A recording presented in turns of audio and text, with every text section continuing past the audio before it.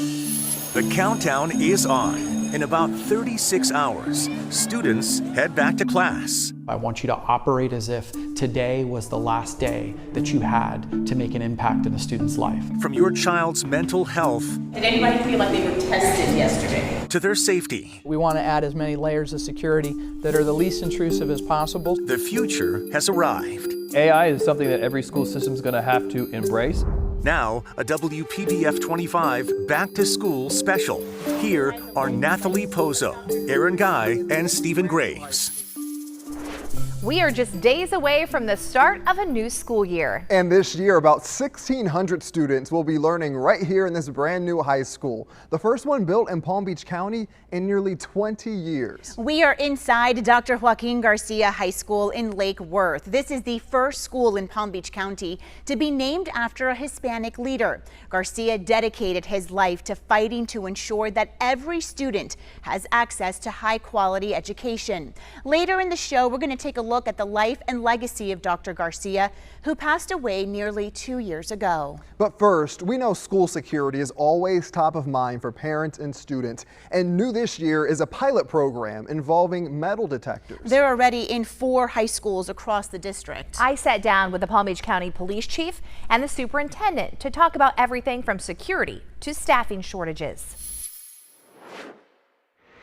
Superintendent Mike Burke is entering his 3rd year, preparing to lead his nearly 23,000 employees in a climate where finding teachers and staff nationwide isn't easy. We're in a little better shape than we were last year, but there is a shortage. We got about 4% teacher vacancy rate. Recruiting started early. Job fairs, social media, even programs with local universities and students. We're trying to grow our own teachers. We've got high school kids that are going through teacher academies that could be our future workforce. Each year provides new challenges. Aside from staffing, Burke says they're still recovering academically from the pandemic. There's going to be a lot of focus on pre-K through 3rd grade literacy and really trying to do everything we can to get kids reading by 3rd grade, because that just makes the rest of their educational journey that much easier, once they reach that proficiency. Also top of mind, your child's safety. We have the availability to be able to pull up the cameras on any of those locations. Thousands of cameras monitoring more than 230 schools.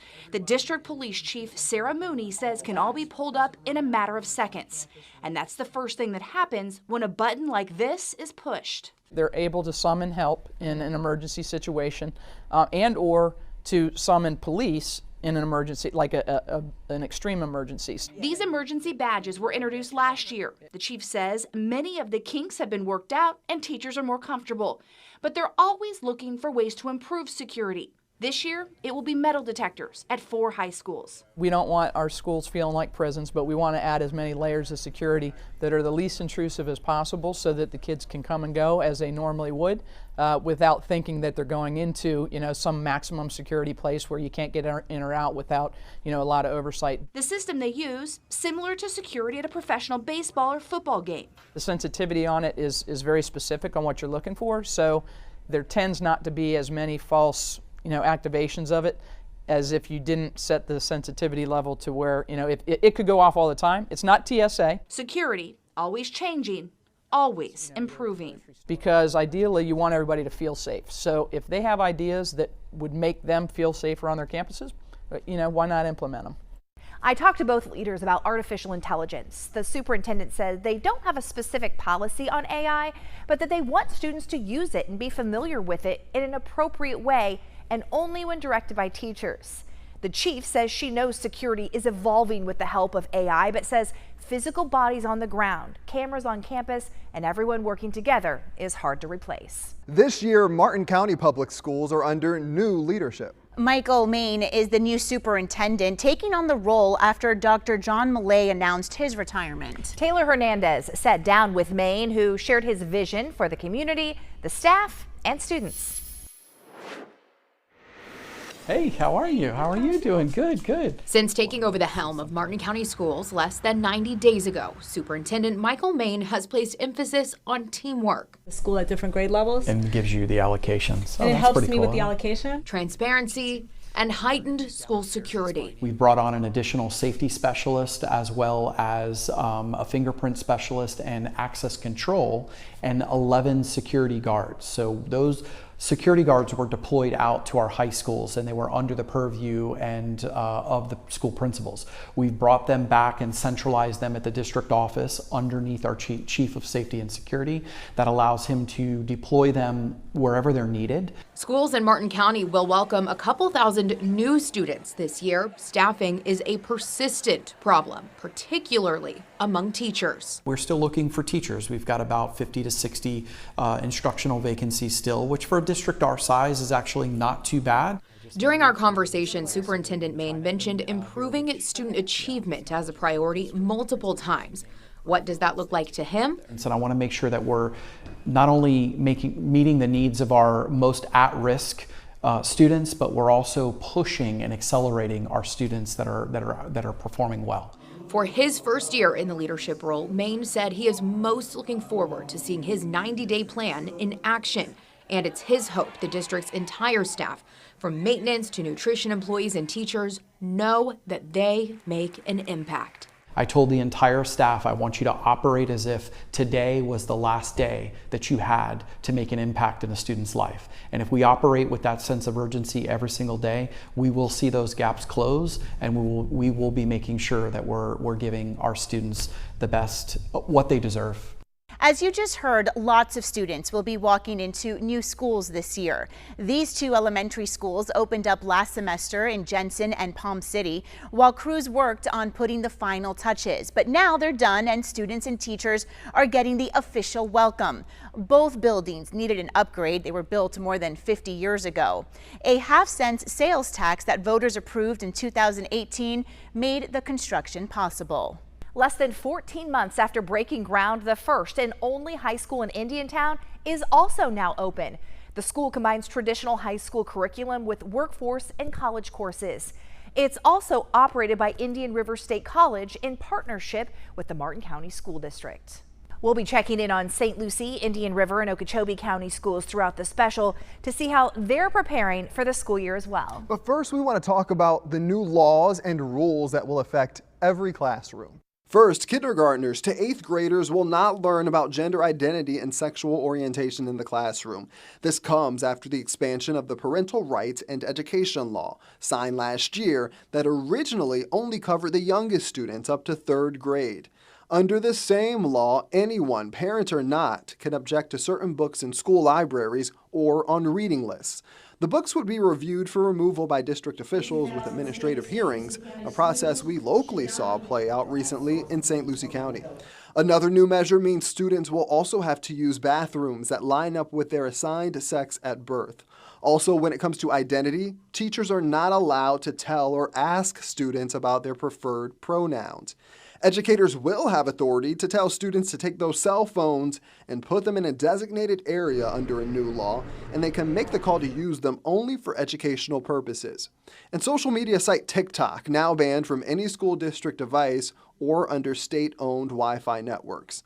And while not law, changes to African American studies courses. Most recently, new clarifications to Black history curriculum were approved by the Florida Board of Education.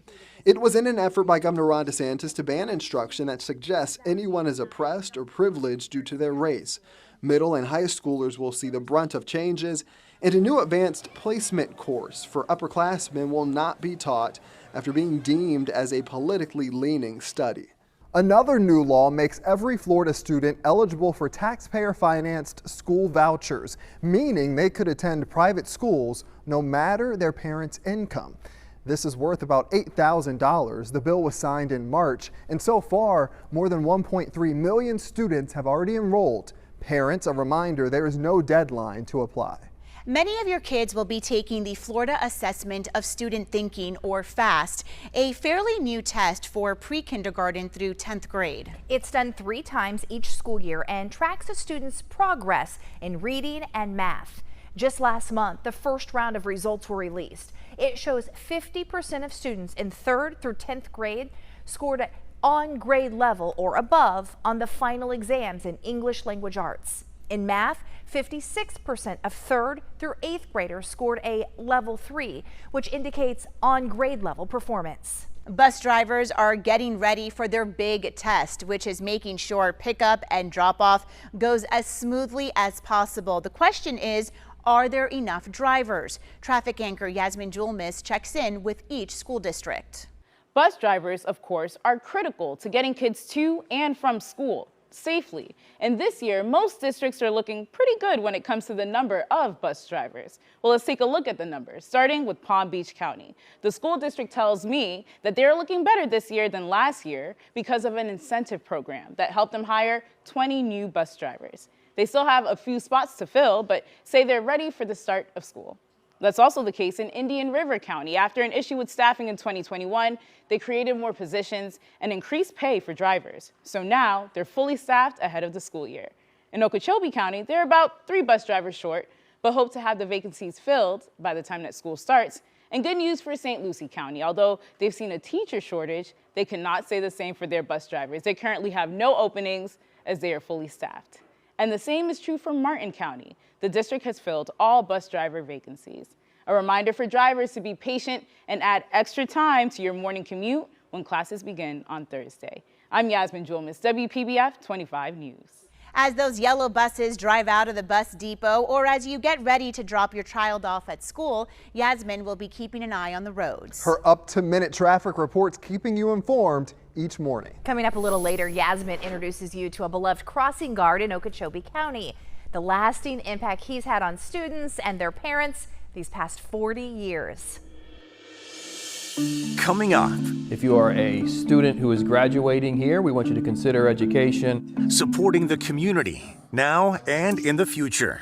Plus, they're like, when can you come back again? Teaching young kids a trade. The push behind a local program.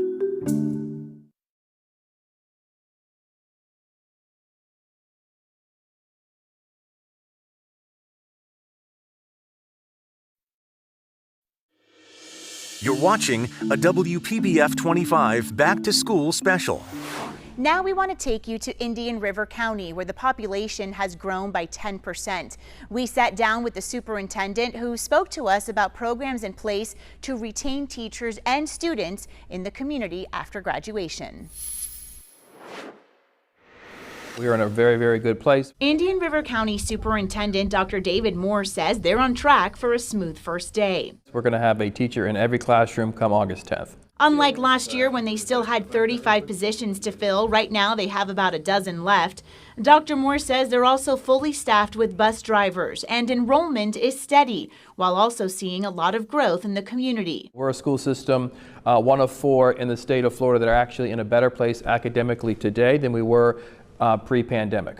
So we have not seen a level of decreasing, but ultimately increasing.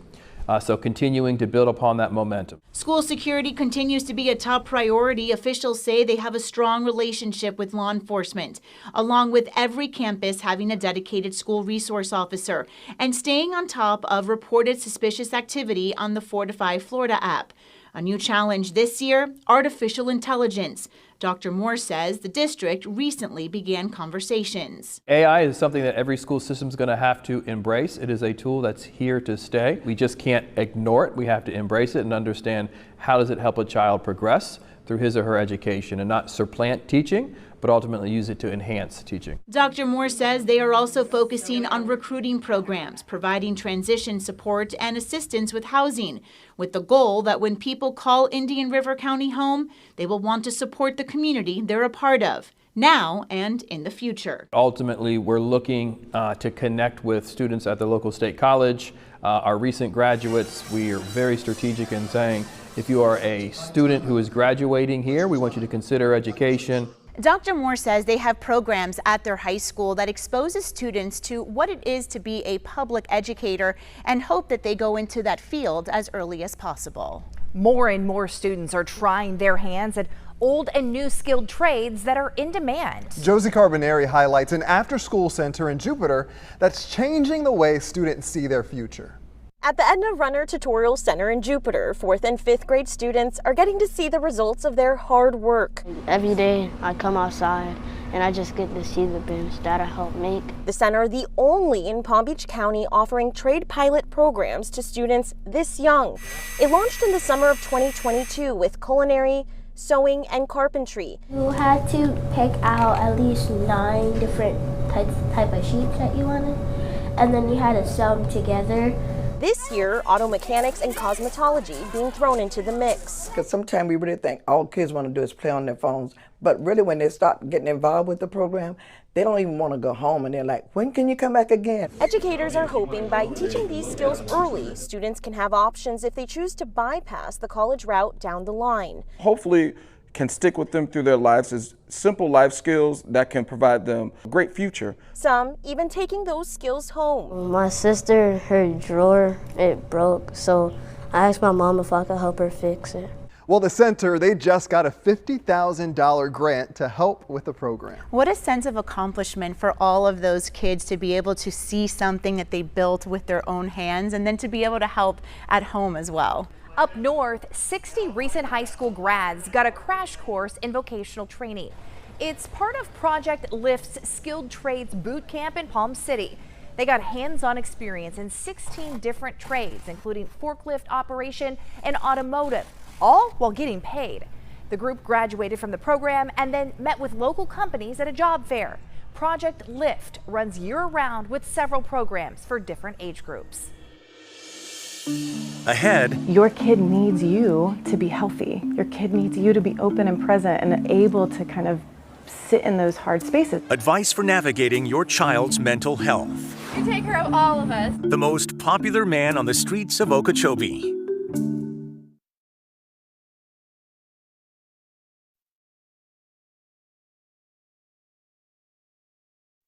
Mental health for kids is a huge back-to-school concern. According to the World Health Organization, 1 in 7 kids experience a mental health crisis in any given year. As Sandra Shaw reports, the pandemic made it even more challenging.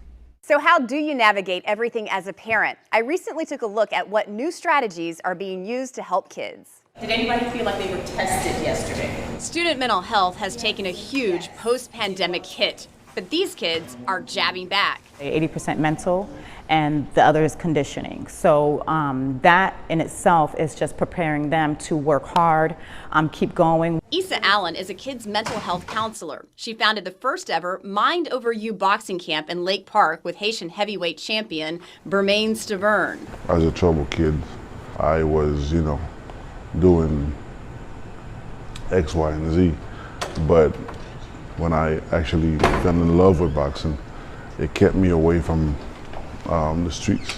On a typical day, the kids box and train, then write and have group discussions on their mindset. It's giving me a lot of good ways to use positive affirmations in my daily life.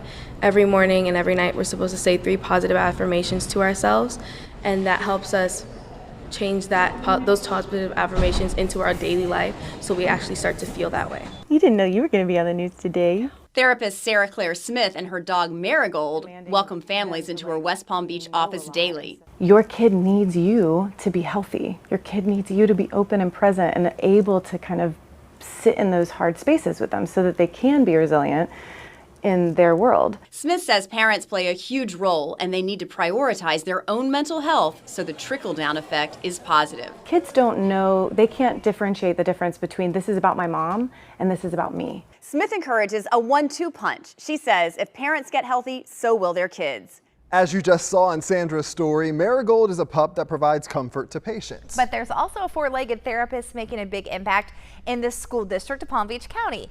Jamie is the only therapy dog at the district. He visits all the schools, but has a special connection to Indian Ridge School in West Palm Beach, where students need a little extra emotional and behavioral support. His handler, Detective Scott Bresselaire, takes Jamie everywhere. The dog is named after Marjorie Stoneman Douglas High School shooting victim Jamie Gutenberg, a friend of the family. Also there for our kids each and every day are crossing guards, making sure they get to school safely. An Okeechobee County man recently took on that important role, but as first warning traffic anchor Yasmin Julmis shows us, he has already been making a big impact in his community for the past 4 decades.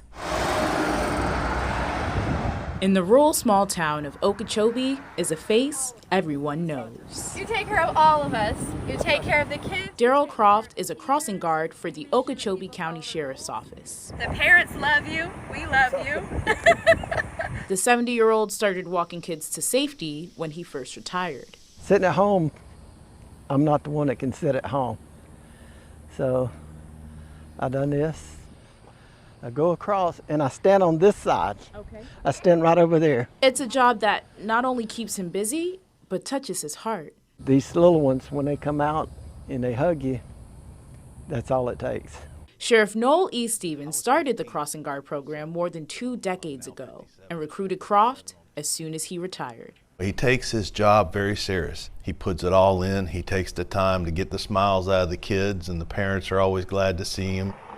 And I appreciate that he sticks with me and us, you know, to help me take care of our kids. I have to watch over here because the buses are coming in. They thought when my wife died, a lot of them thought that I would quit and go back up to Georgia with my son and grandkids, but I'm gonna stay right here. I got too many kids here. I've had a blast. So I'm gonna stay here as long as they'll let me. Well, thank you, Mr. Croft. You're welcome. Croft has also been an umpire for the Okeechobee Citizens Recreational Association for nearly 40 years. He's even umpired for some of the students' parents when they were younger. What a guy. We need more people like him, right? Yeah, I'm sure he is a pillar in the community. Next, the Caribbean island, one local district targeted to recruit staff. And we have about 50,000 single-family homes planned in the next 5 years. The population boom affecting schools.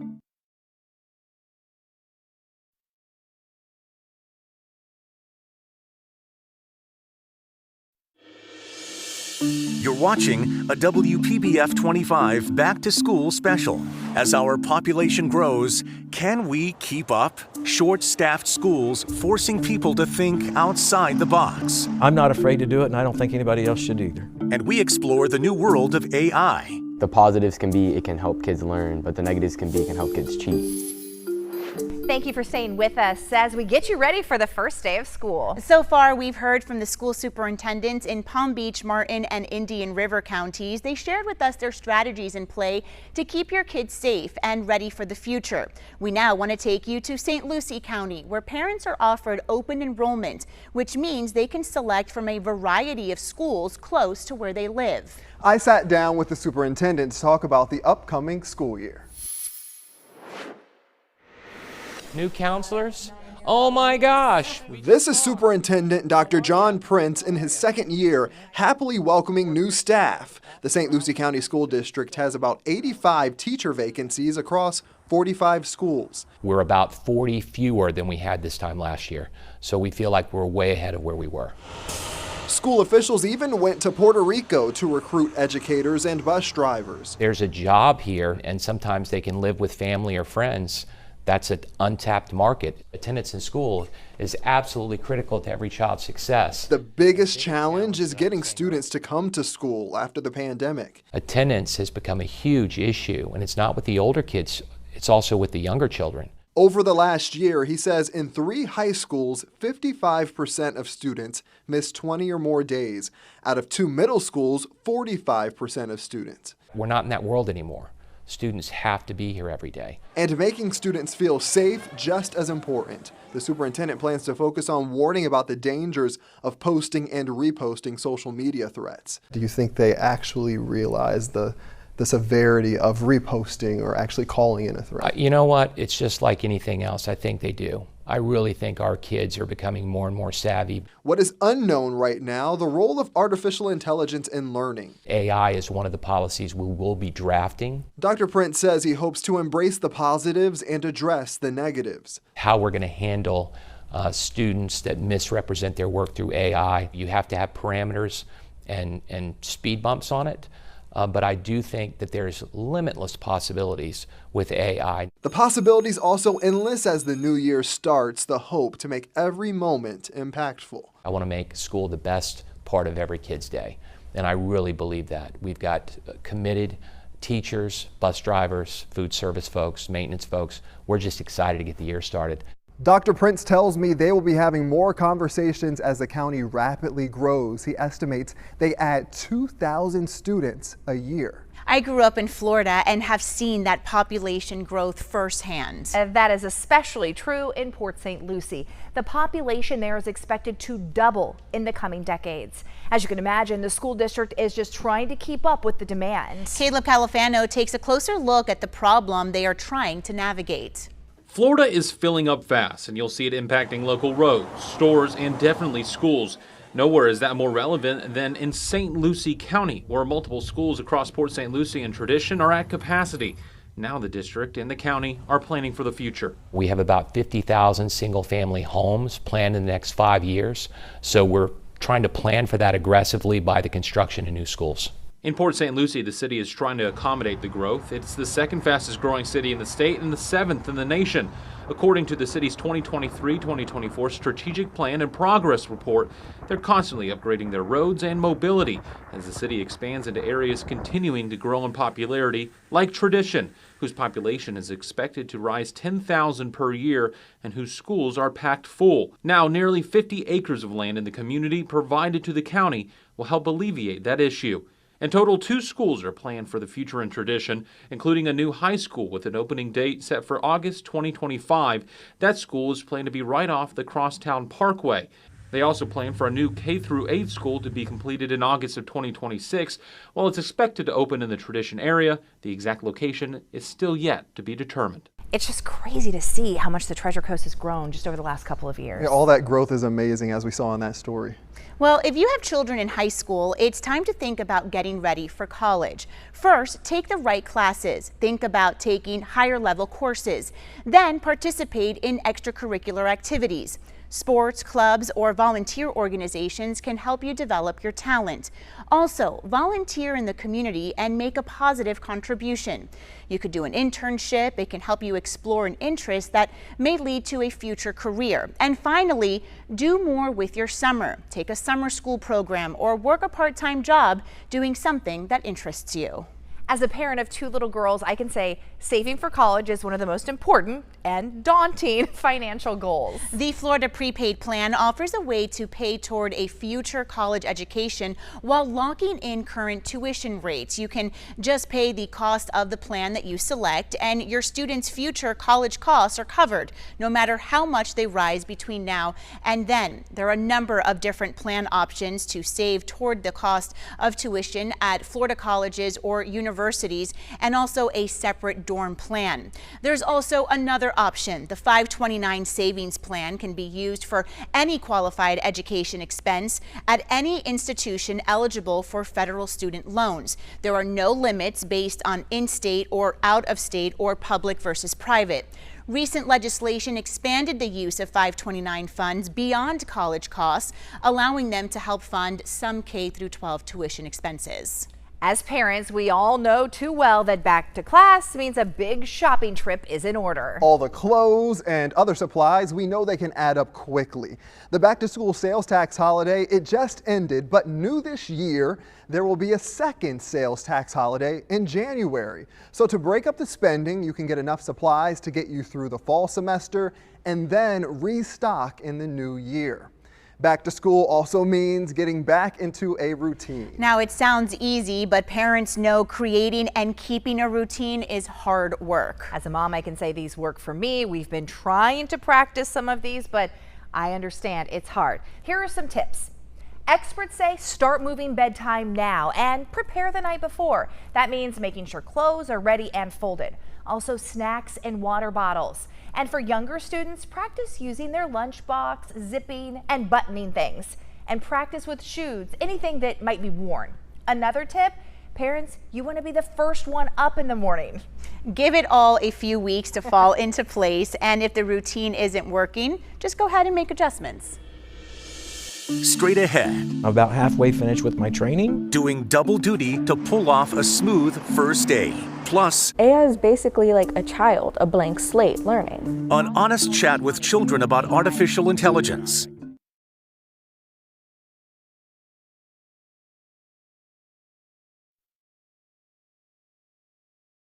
We now take you to Okeechobee. The school district is the largest employer in the county with almost 900 regular employees. With an enrollment of more than 6,000 students, the district has experienced slow, steady growth. I spoke to the superintendent about educating students as they try to get more teachers to the district.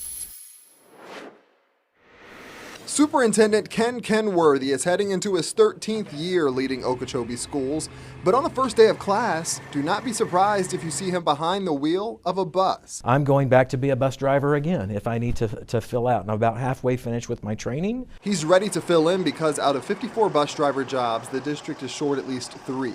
And with about 25 teacher vacancies, other staff could also pull double duty. But I think the important thing to remember is we will have a trusted adult in every classroom. For a parent who may be watching and saying, okay, well, is this trusted adult know how to educate my child? How is that going to play out? We may assign an instructional coach in there to teach the reading block, whereas the substitute may handle the social studies block. People working on their teaching degrees could also fill in as recruitment continues. We're getting some families to relocate here because they're seeing some of the great things that we're doing here in a country atmosphere. One aspect that makes the district unique is its ongoing decision to arm certain teachers trained to hold firearms in classrooms as a part of the statewide Guardian program. There's been an increase in interest. Kenworthy says the addition of armed educators to a school resource officer at each school works for their rural environment. And so, we're getting ready to hold some additional classes. And this year, when it comes to learning, there's also a focus on tapping into the potential of artificial intelligence. There's a wealth of knowledge there. It certainly can be used as a research tool,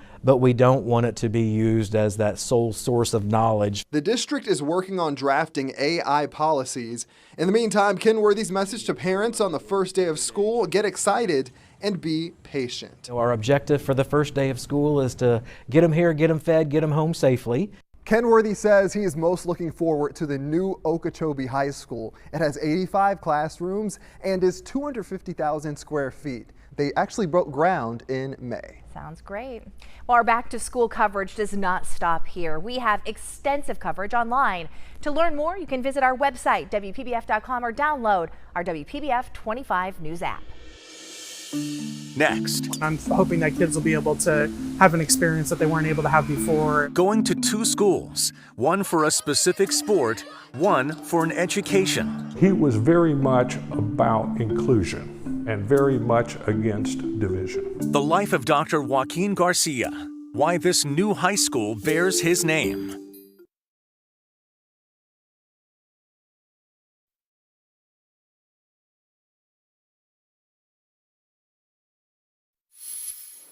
Students and teachers are being put to the test with AI. Artificial intelligence. We wanted to get the opinions of high school students on the technology being used in school. Taylor Hernandez sat down with a group of local students to get their personal thoughts.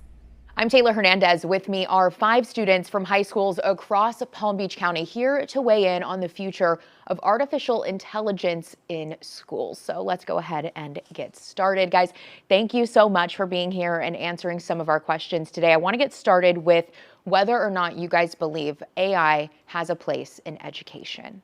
It's very easy to just not even participate in a class and just do it. There's a bunch of positives and negatives to it. With everything, because the positives can be it can help kids learn, but the negatives can be it can help kids cheat. It would be very interesting for younger children to take visual field trips, through meadows, or possibly to see the Ice Age. For me, I'm a really visual learner, so being able to see things how they were back 5,000 some odd years ago, it makes it a lot easier to do that kind of stuff. I feel like it can have a good impact on education because it can give you flawless information. Do you think it might make it easier for people to cheat? Do you see that being something that people could abuse? Yeah, absolutely. Yeah, I've seen it, and people are able to type things for a topic. If you have to make a essay about something, you type a topic and AI can write it all, and then it could be considered cheating. Because with people that are copying stuff off websites, if you copy and paste and put it into Google, you can find that website, but with artificial intelligence, you can't. A few of you are going to an art school, so how do you think that could impact creativity or originality of different kinds of mediums of art? I feel that the AI like takes out like your own creativity out of it, because like everybody has like their own style, but with AI you can kind of tell what is AI generated and what was created by like an actual person. You guys have all gone to school with computers. You have computers in your hands with your phones. What do you think the future of AI looks like? Does it worry you at all? AI is a machine that's learning, and it learns from anything that someone puts into it. So like if some crazy person gets a hold of AI and teaches it something, it could lead to really bad consequences. That's what I'm nervous about. That's why I don't really like AI. But I agree. Like AI is basically like a child, a blank slate learning. So if we give it and show it the things that humanity has done, then it's probably gonna follow up and like do something similar. Like especially with people being like afraid of like it taking their jobs and stuff like that. I don't think we're there yet, but I think it all depends on what we do with it. Cause right now like it's still sort of in our control, but it really depends on how people use it, take care of it, and what information they give it. Thank you guys so much for being here and sharing so much good insight. I really appreciate it and hope you guys have a great school year. I'm gonna send it back over to you guys. It's really interesting to hear the students talk about, potentially using AI to cheat, but there's also technology out there for the teachers in order to be able to detect when an essay or a paper has used artificial intelligence. Kind of goes both ways there. I thought it was also interesting to hear that they are a little scared of it, like so many people. A lot to be explored here with AI. Well, right now you're taking a look at the new football field at Dr. Joaquin Garcia High School in Lake Worth. And you cannot miss it. I mean, take a look. It's an artificial blue turf field that will be used for football, soccer, and lacrosse.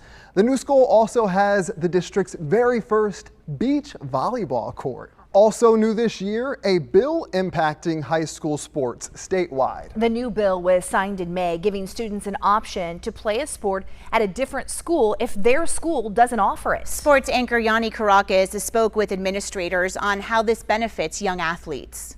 House Bill 225 has the chance to give a lot of student athletes options. New this fall, let's say a student wants to play a sport but their school doesn't offer it. Well, now they can play it at a different public school while still maintaining their academic standing at their original school. While sports like football and basketball are offered at the majority of public schools in Florida, some student athletes in the past were left on the sidelines when a sport they were interested in wasn't offered at their school. We'll be able to service a good number of kids, and I'm hoping that kids will be able to have an experience that they weren't able to have before. Valerie Mayaris, Director of District Athletics in Palm Beach County, says while this policy is brand new and will take time to establish, she's already heard from some parents on the opportunity it provides. To explain to them that there's new opportunities, the gratitude and excitement has been a really robust response from those parents. The FHSAA offers 22 full-time sports. Mayara says sports like water polo, weightlifting, beach volleyball, girls flag football, golf, and tennis should all see increased numbers. Kelly Ariani is the athletic director at Suncoast High School, which offers every sport and has had great success with underserved sports like girls weightlifting and water polo. That's one of those sports that could be helpful to us and beneficial. This House bill could be beneficial to us because of the fact that very few schools have water polo. And fall sports that may not be offered everywhere and already have practices going include bowling, golf, and swimming and diving. I'm Yanni Caracas, WPBF 25 News. High school football kicks off just 1 week after school starts. Be sure to join Shane Wright and Yanni Caracas for our half-hour special Countdown to Football Friday. We'll hear from players and coaches and break down where some of our area's top players will be going to college. That's August 15th at 8 p.m. right here on WPBF 25. A tribute to the memory of the man behind this school. His legacy, coming up.